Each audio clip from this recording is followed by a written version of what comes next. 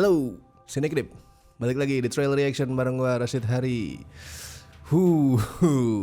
Ini feeling gua rada gak enak buat trailer yang kali ini nih. Aduh, judulnya aja udah catchy banget nih, yaitu Kurban, Budak Iblis. Anjir, kayak judul film itu ya, kayak judul film Idul Adha. Gue sendiri awalnya ngira gitu loh. Pada saat pertama kali denger adanya film ini, denger judulnya tuh Kurban gitu, gue mikir, film Idul Adha kali ya, tapi ternyata enggak nih. Soalnya pas gue cek ternyata film ini rilisnya 21 Maret bulan depan, sedangkan Idul Adha tuh seingat gue sekitar Juni. Correct me if I'm wrong, Juni sih kayaknya sih, pertengahan tahun Juni gitu. Jadi ini bukan film Idul Adha ya, walaupun ada kata kurban. Tapi ya di luar adanya kata kurban di judul, ini overall masih ngikut itu sih pakem judul horor lokal yang belakangan lagi ngetren banget, lagi sangat digandrungi, disukai dan wajib ada seolah-olah, yaitu dengan adanya pemakaian kata iblis gitu. Kayak tuh gimana ya, kayak produser kita tuh misal ada yang pitching proyek ke dia tuh, wah ini saya punya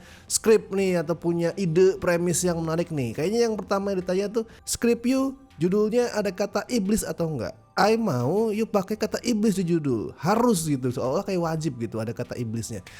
Padahal kata iblis juga bukan jaminan laris loh. Ini gak usah pakai riset mendalam sih, lu cukup lihat apa yang ada di permukaan aja tuh, data yang ada di permukaan yang bisa dengan gampang diakses ya. Pakai kata iblis di judul itu bukan jaminan film laris. Coba lu cek aja deh daftar 20 film terlaris tahun lalu yang semuanya tembus 1 juta, 20 judul mostly adalah horor dan gak ada satupun yang pakai kata iblis di judulnya. Berarti malah sebaliknya kalau lu ngeliat data ini, kata iblis malah nggak digandrungi gitu. Jadi kenapa harus ngotot pakai kata iblis sih? Tapi ya mungkin para produser itu punya pemikirannya sendiri gitu. Mungkin kayak kata iblis tuh bawa keberuntungan atau gue nggak tahu karena kalau lihat dari sisi manapun, dari sisi data, dari sisi estetika gitu, kayak ada kata iblis tuh nggak bikin bagus. BTW ini gue baru tahu soal eksistensi film Kurban ini pas ada yang share link trailernya ya.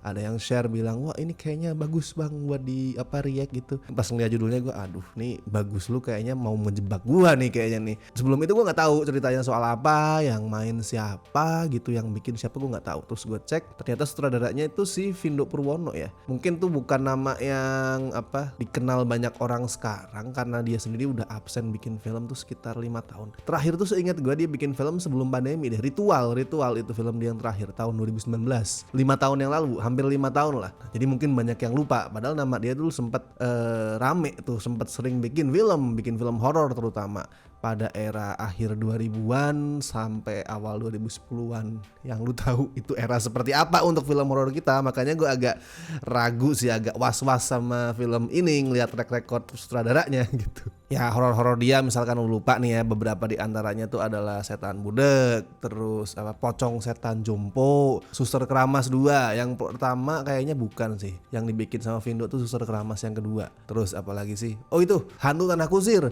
yang ada si Maria Ozawa, Miyabi. Nah itu juga Vindo yang bikin. Jadi kayak track recordnya wow gitu. Cuman ya mungkin sekarang udah berubah lah, itu kan udah zaman dulu banget, udah 2009, 2010, udah 10 tahun lebih. Jadi mungkin sekarang sudah berbeda begitu. Oke, tapi sebelum gue mulai reaction ke trailernya, seperti biasa gue mau mengucapin makasih dulu buat teman-teman yang masih setia join membership Cinecrip. Kalianlah yang membuat saya terus bersemangat nontonin trailer-trailer beginian, walaupun kadang agak pusing, tapi demi memenuhi permintaan anda sekalian. So thank you so much buat yang masih setia join member. Cobalah kita tonton ya trailer untuk Kurban Budak Iblis. Oke.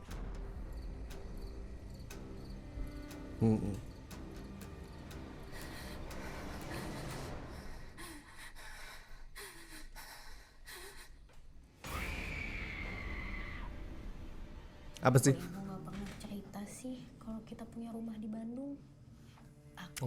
Di Bandung. Oh, Kurban, maksudnya Bandung gitu ya. Buset, wait. Ini ibu kenapa? Ya Allah, ini mah disiram air keras kayak anjir, kayak Two Face Batman. Tapi ya not bad lah. Gue tahu ini bukan film horor yang budgetnya gede, bukan punyanya MD Pictures atau siapa yang budgetnya gede Rapi Film. No, nih gue tahu nih budgetnya tergolong mini, jadi practical effect untuk make upnya ya harus diapresiasi lah. Meskipun gue tetap penasaran, ini ibu kenapa gitu sampai bisa kayak gitu dan kok masih bisa hidup gitu anjir. Melting, mukanya melting. Bertahun-tahun tinggal di sini, pertama kali lihat ada penghuninya. Kalau kata orang-orang, rumah lu terkenal angker. Ya, gue sih nggak percaya hantu ya. Tidak boleh ngomong seperti itu di film horor, Mbak. Keluarga Modar lu. Gua nggak tahu nenek gua benar apa enggak. Tapi nggak salahnya hati-hati di rumah ini. Kabeh anak Incu Purnomo bakal maraut di iman iya. Harus ada lagu ya. Harus ada nyanyian Sunda gitu.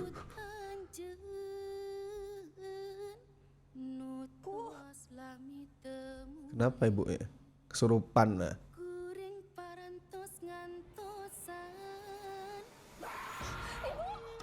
Wah.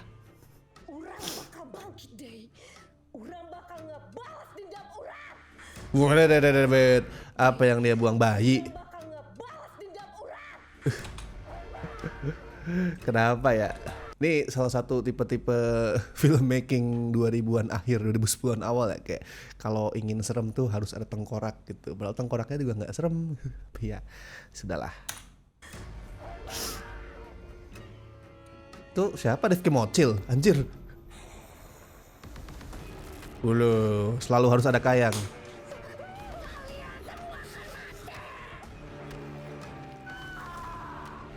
Pelan-pelan dong.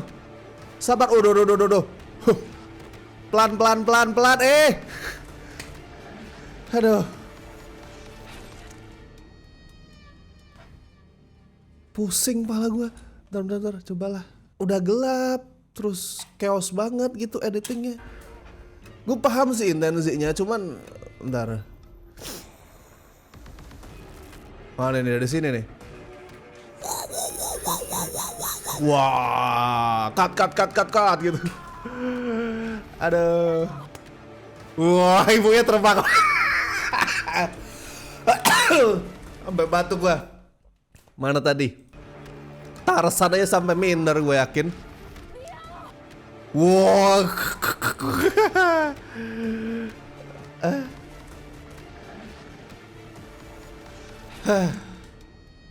Gue kok itu ya ada feeling ini satu lagi film yang kelar produksi sebelum pandemi. Gue nggak tahu, gue ada feeling itu sih. Ada feeling kalau mungkin ini kelar produksi tuh 2018 gitu. Berharap rilis 2019 atau 2020, ternyata pandemi gitu. Soalnya vibe-nya pra 2019 banget gitulah, pra pandemi banget. Kalau misalkan lu sering lihat trailer-trailer atau film-film dari era itu gitu yang mungkin bukan high profile horror ya, bukan kayak film-film pengabdi setan dan lain-lain, lu pasti paham vibe seperti apa yang gue maksud. Pra pandemi banget, bahkan vibe akhir 2000-an soalnya penampakannya gelap. 2000-an kan era-era Nayato berkuasa tuh identik dengan horor tuh harus gelap ya. Sekarang juga sih, tapi udah agak mendingan gue lihat gelapnya nggak seberlebihan kayak dulu. Nah, apa Kurban ini gelapnya tuh ngingetin gue ke film-film era itu gitu. Gelap yang nggak kelihatan gitu, yang kalau gue tonton trailernya tuh anjir susah dilihat. Dan itu terjadi hampir di semua penampakan ya, kayak seolah hantu tuh harus muncul pada saat dia nggak bisa dilihat gitu. Terus ngapain dia muncul gitu kan pertanyaan gue. Lu film horor tuh pengen nonjolin hantu, penampakan hantu, tapi pas dia nongol lu nggak bisa lihat hantunya. Dan kalau gini yang repot apaan coba kalau gue? Bikin thumbnail. Nih gue repot nih, gue udah ngebayangin tadi nonton tuh pusing. Aduh nih bikin thumbnailnya gimana? Nanti gue kudu pause-nya tuh di timing yang pas banget tuh, harus di sepersekian detik dimana ada sedikit secercah cahaya harapan tuh nongol gitu tuh harus presisi banget. Itu pun kalau udah nemu tek kepencet kayaknya juga bakal ngeblur gitu, nggak HD. Jadi aduh nih nambah kerjaan anjir. Sama tadi gue bilang kacau banget trailernya. Terus ini gue gak ngomongin filmnya ya, ini gue gak bilang filmnya kacau. Tolong jangan disalah artikan. Ini gue tidak bilang ini film kacau. No, ini gue bilang editing trailernya chaos, kacau. Gue paham sih maksudnya dari yang edit tuh pengen pakai itu loh, template trailer horor yang awal tuh slow, build pelan-pelan, terus nanti begitu masuk sekitar mungkin 1 menit atau 30 detik terakhir tuh langsung kencang banget. Terus nanti makin ke belakang tuh makin kencang, makin cepet, tek gitu potongannya biar kelihatan intens gitu, biar kerasa menegangkan gitu kan. Sering ya horror trailer tuh seperti itu, dan gue nggak menyalahkan itu sih. Itu memang formula yang paten yang buat gue tuh efektif buat bikin penonton tertarik sama filmnya. Cuman nggak gini juga. Nggak asal potong dan asal pasang begini juga kawan. Nggak asal lu motong scene secara random pendek-pendek terus kemudian lu pasang gitu dengan apa sporadis gitu, jadinya pusing. Gue nontonnya pusing tadi, pusing karena contoh nih ya kali ada shot kaki begini ikutan masuk itu nggak perlu lu apa masang mindset oh sebelumnya ada adegan lompat, ya udah kita harus kasih lihat dia mendaratnya gimana gitu. Nggak perlu ngapain lu mikir continuity kayak gitu untuk trailer gitu. Jadi kerasanya chaos dan random. Maksudnya di tengah kekacauan tadi, di tengah penampakan ada shot kaki, mending ilangin aja shot kaki itu atau sekalian nggak usah ada adegan lompat deh karena nggak serem juga itu adegannya. Ya intinya kacau lah. Tapi ya filmnya nggak tahu ya. Semoga filmnya mendingan lah. Saya serahkan nanti kemungkinan kepada Bapak Arya dan Rangga. Kecuali mereka tiba-tiba sibuk terus gue yang dikirim anjir. Tapi coba kalian kalau punya apa unek-unek atau komentar soal trailer film ini bisa ditulisin di kolom komentar lah. Atau kalian punya harapan tersendiri, silakan tuliskan harapan atau komentar kalian, oke? Dan seperti biasa gue ingetin jangan lupa like video ini, subscribe Cinecrip, dan misalkan pengen membantu kami dengan kasih beberapa donasi seikhlasnya bisa lewat berbagai cara. Ada super thanks, ada Saveria, ada juga dengan join membership sesuai dengan tier pilihan masing-masing. Silakan dicek benefitnya, ada keterangannya di situ. Oke, baiklah kalau begitu gua Rashid Haris, sampai ketemu di trailer reaction berikutnya.